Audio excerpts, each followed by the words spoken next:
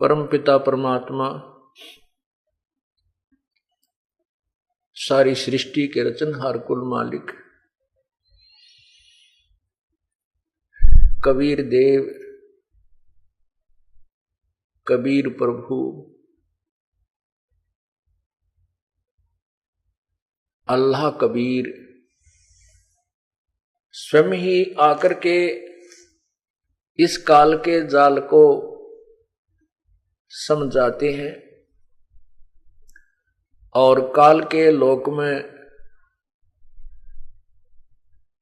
कष्ट उठा रही पुण्यात्माओं को अपने निज घर की खबर जानकारी स्वयं ही प्रदान करते हैं।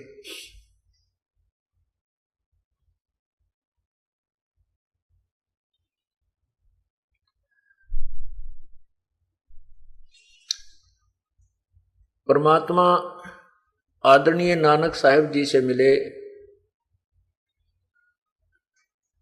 उनको समझाया कि जब से हमसे बिछड़े भाई, अपनी प्यारी आत्मा के साथ परमात्मा ऐसे फिरता रहता है, लेकिन हम इस काल के लोक में आकर के इस माया के नशे में, माया रूपी भांग के नशे में हम अपने पिता को नहीं पहचान पाते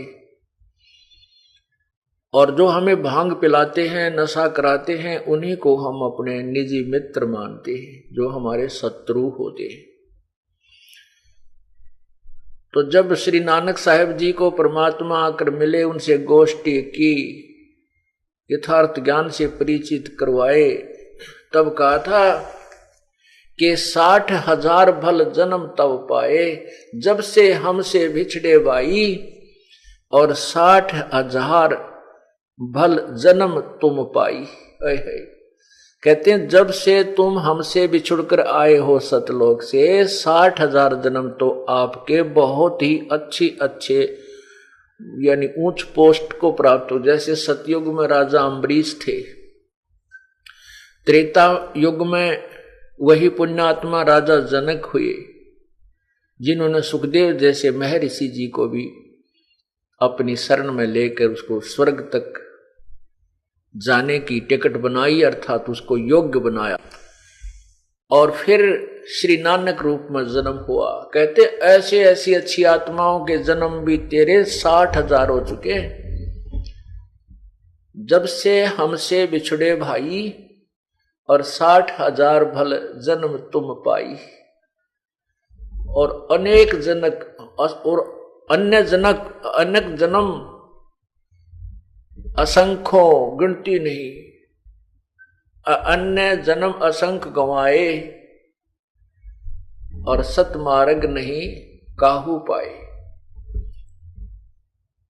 वो परमात्मा पूर्ण ब्रह्म यहां प्रत्येक युग में आते हैं और प्रत्येक युग में अपनी अमृत वाणी, वो सवसम वेद का ज्ञान प्रदान करके, और एक जीवन तो वो पूर्ण रूप से लीला करके जाते हैं।